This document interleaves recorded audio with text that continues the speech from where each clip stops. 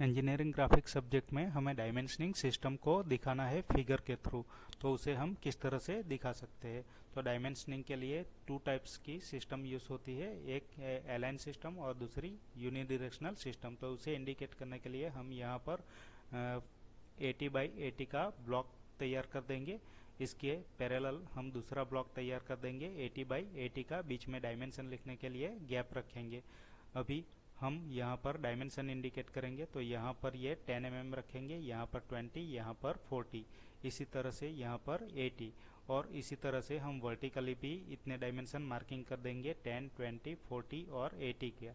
इसी तरह से यहाँ पर भी हम ये मार्जिन लाइन या सॉरी एक्सटेंशन लाइन ड्रॉ कर देंगे 10, 20, 40 और 80 की। राइट हैंड साइड पर भी ये 10 mm पर, 20 mm पर, ये 40 पर और 80 पर मार्किंग कर लेंगे। अभी यहाँ पर हम सेंटर लाइन भी इंडिकेट करेंगे ब्लॉक के अंदर। उसके पहले हम यहाँ पर डायमेंशन दिखा देते हैं। तो इस तरह से डायमेंशन को इंडिकेट करना है। तो डायमेंशन लाइन हम सबसे पहले ड्रॉ कर देंगे दोनों ब्लॉक्स के साइड पर, राइट हैंड साइड पर और नीचे की तरफ। अभी हम यहाँ पर डायमेंशन दिखाएंगे, तो अलाइन सिस्टम में हमें डायमेंशन जो है वो इस तरह से दिखाने होते हैं। लाइन के डायमेंशन लाइन के ऊपर होने चाहिए और अलाइन होते हुए होना चाहिए, जिसे हम नीचे से पढ़ सके। यहाँ पर डायमेंशन दिखाएंगे तो ये राइट हैंड साइड से हम पढ़ सकते हैं और डायमेंशन लाइन के ऊपर होना चाहिए। तो 10, 20, 40 और 80 को ऐसे हमें दिखाना है, जिसे हम राइट हैंड साइड पर से पढ़ सकते हैं। अगर यूनिट डायरेक्शन में हमें दिखाना है तो डायमेंशन लाइन को कट करके बीच में हमें डायमेंशन को दिखाना है, और जिसे हम सिर्फ नीचे से पढ़ सकते हैं।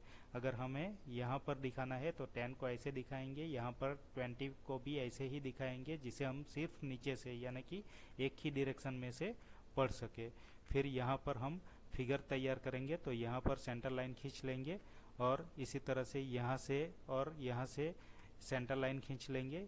एक सेंटर लाइन यहाँ पर खींच लेंगे, एक सेंटर लाइन यहाँ पर खींच लेंगे और एक सेंटर लाइन यहाँ पर खींच लेंगे। तो हॉरिजॉन्टल और वर्टिकल सेंटर लाइन हमने खींच ली है, जिसको सेंटर रख के हमें यहाँ पर सर्कल ड्रॉ करने हैं। तो इसी तरह से सेम प्रोसीजर करके हम दूसरे ब्लॉक में भी दो सेंटर लाइन इस तरह से ड्रॉ कर देंगे।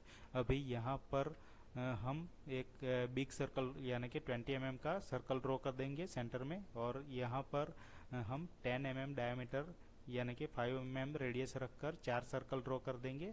इसी तरह से यहाँ पर दूसरे ब्लॉक के अंदर भी ये 20 mm का और ये 10 mm के सर्कल्स ड्रॉ कर देंगे।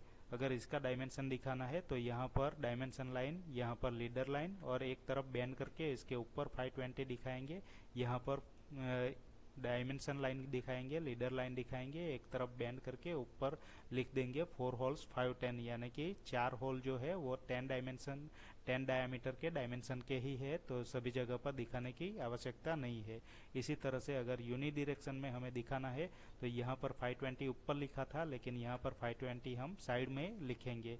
और यहाँ पर 4 होल्स 510 हमने अलाइन सिस्टम में ऊपर लिखा था, तो यहाँ पर हम साइड में लिखेंगे, जिसे हम सिर्फ नीचे से पढ़ सकते हैं।